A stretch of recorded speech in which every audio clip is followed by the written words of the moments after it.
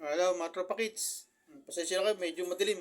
Dinilim ako kasi yung singaw ko, kita, nakakain ako ng bawal sa sa terminal ng bus.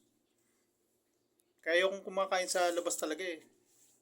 Kasi nakakain ako ng bawal. Dito wala ng mga pang-araw-araw na niluluto ko dito sa bahay.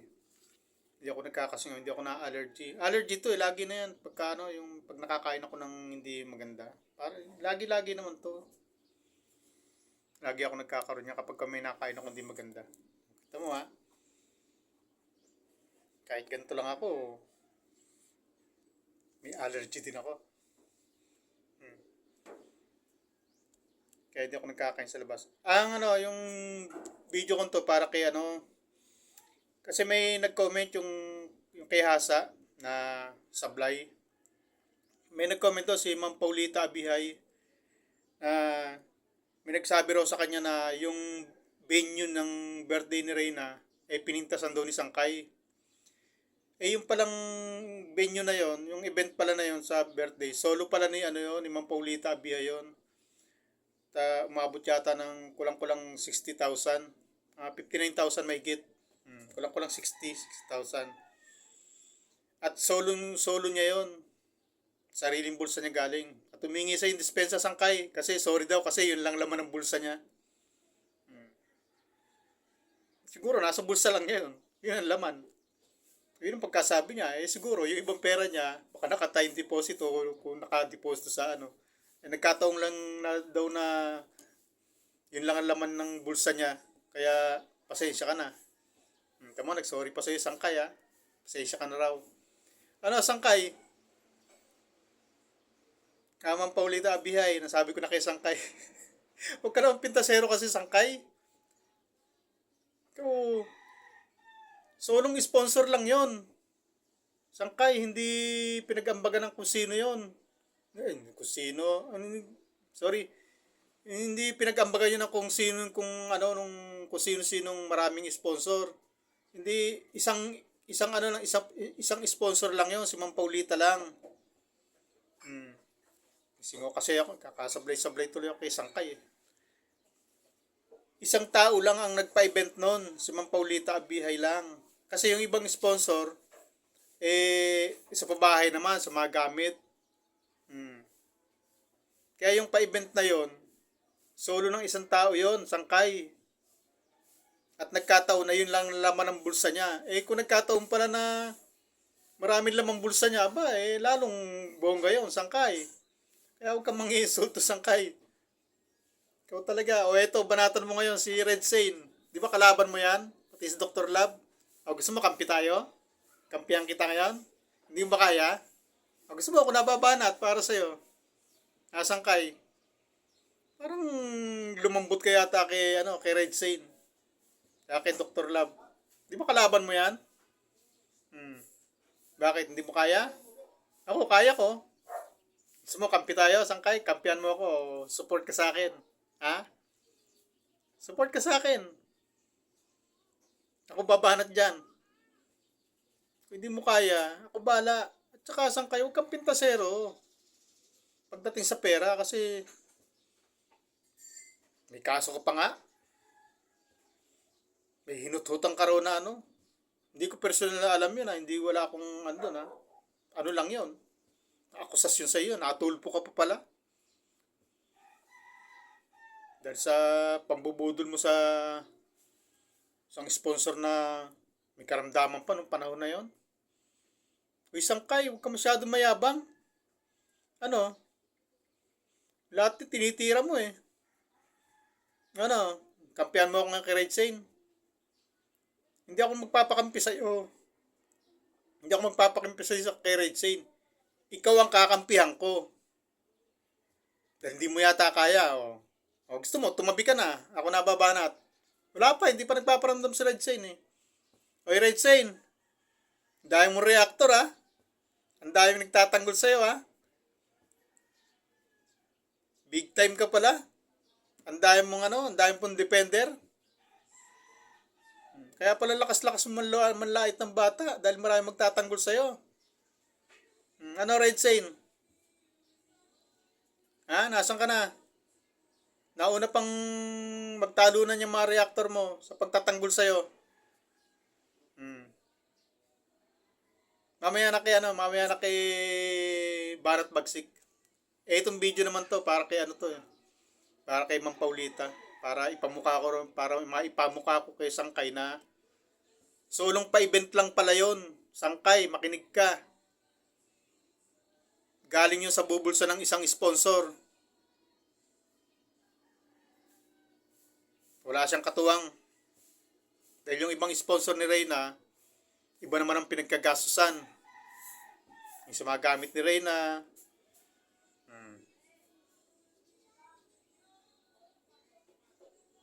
yung iba sa mga cabinet. Kaya tulong-tulong ang ma-sponsor doon. Pero yung sa ano, yung sa pa-event na yun, solong tao lang yun, isang tao lang. At nagkataon na yun ang laman ng bulsa niya nung panahon na yun. Ano, Sangkay? Lait pa! Mukha lait ka ng event ha. Ikaw nga raw magpa-event ng ganon? Na solo ka lang?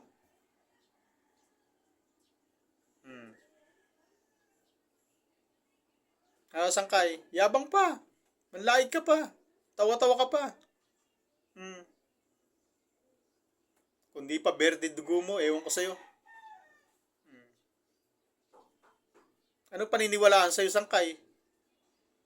Eh, yung pagkatao mo, sinungaling na. Hindi nga malaman ng Diyos sa'yo kung lalaki ka, kung babae. Kaya yung pagkatao mo, sinungaling na yun eh.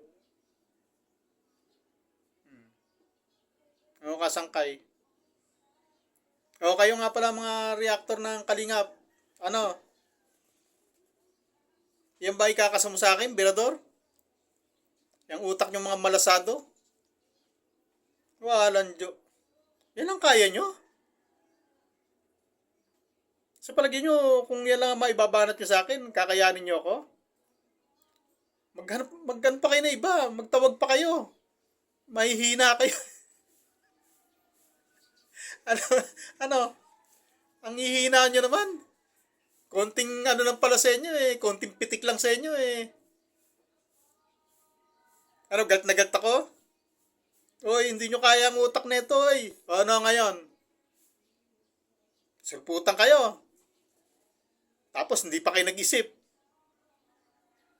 Banat nyo sa akin.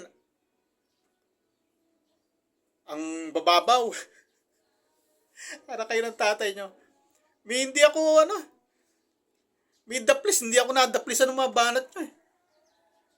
Ang lalabnaw ng utak nyo. Tapos may pa-comment ba? Baka ako ma-high blood. Relax ako. Naku po. O mga katulad nyo lang eh. Hindi maninindig balahibo ko sa inyo. Bumanat nga ako sa community nyo. Buong foundation ng ang dinawit ko ang pangalan.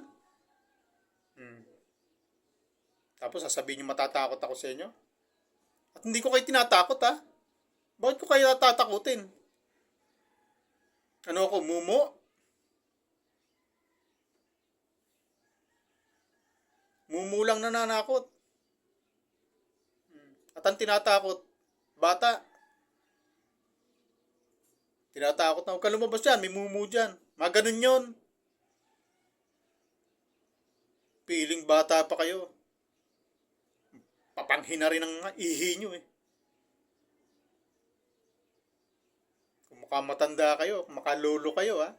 Mga pang idring, bopil, ha? Kala mo ha. Kung yung iba kinaya nyo, naku ako, mahihirapan kayo sa akin. Strike nyo yung channel ko. Palpak naman pagkagawa dito sa channel ko na to eh. Hanggang ngayon, hindi pa ako nakakapag-livestream. May pagkakamali sa nagawa dito kasi pinaayos ko lang sa pamangkin ko dahil hindi nga ako marunong. Dahil hindi nga ako professional sa mga gadget. Hindi katulad yun, ang mga professional na kayo. Pero, malalabnaw pala utak ninyo. Ano, Birador? Nareaksyonan ko yung ano mo. Nasagot ko yung reaksyon mo sa akin. Pero kakapranggot pinanood ko. Paano? Puro kasinungalingan na yung susunod nun eh. Intro mo pa lang eh. Pasakali mo pa lang eh. Fake news ka na eh. Balak mo na kagad ang siraan eh. Balak mo na kagad sirain ang credibility ko eh. So, unang banat mo pa lang. Kredibilidad ko na kagad ang inuupakan mo. O, sino na ano sa atin ngayon? Sino na fake news sa atin? Ano? Birador? Birador ng fake news? Kala mo Totoy ka pa, boy. Huwag mo ako paandaran. Birador, birador. Birador. Ngayon ko sa'yo. Ang alam kong birador, yung tumitigbak ng mga tao. Mga nananalbage yan. Mga malulupit na tao yan. Tumitira yan ng pumapatayan. Yan ang birador. Ikaw, ano ka? Birador ka ng fake news? Babanatan mo ako ng issue kay Kanor? Wala ka naman kamuwang-muwang doon. O kita mo nga, hindi mo nga alam ang issue namin. Kanor, ngil ka ng ngil. Ngil ka ng ngil. Hindi naman si ngil yan. Si Kanor yan. O kita mo, sa pangalan pa lang. Nagkamali ka na. Ano banat mo? Kilala ko to. Ito yung hinamon ng ngil. Nahinamon ng suntukan. Tapos hindi naman lumabas. Hinantay-hantay, hindi naman lumabas. Oy, birador! Anak ka ng tatay mo? Birador ka pala ng fake news? Ewan ko sa'yo. Paano ka binansag ang birador? Birador, bopol ka pala eh. Ano? Ito sana hindi para sa'yo eh. Kaya natatawa ako sa'yo eh. Intro mo pa lang, sablay ka na. Tapos balak pa sagutin yung akusasyon ko sa inyo na tutulog-tulog kayo. Paano ka makakapagpaliwanag ng ayos? Sa una pa lang, intro mo pa lang, sablay na sablay ka na. Gusto mo nang manira ng kredibilidad ng kapwa mo. I-intro ka, sisiraan mo muna ako, tsaka mo ako, pag siraan na ako, pagka nakakuha ka na ng attention ng mga viewers mo, tsaka mo ako babanatan. Uy, birador. Birador ng fake news. Ano? Palitan mo na yung pangalan mong birador. Palitan mo ng pangalan na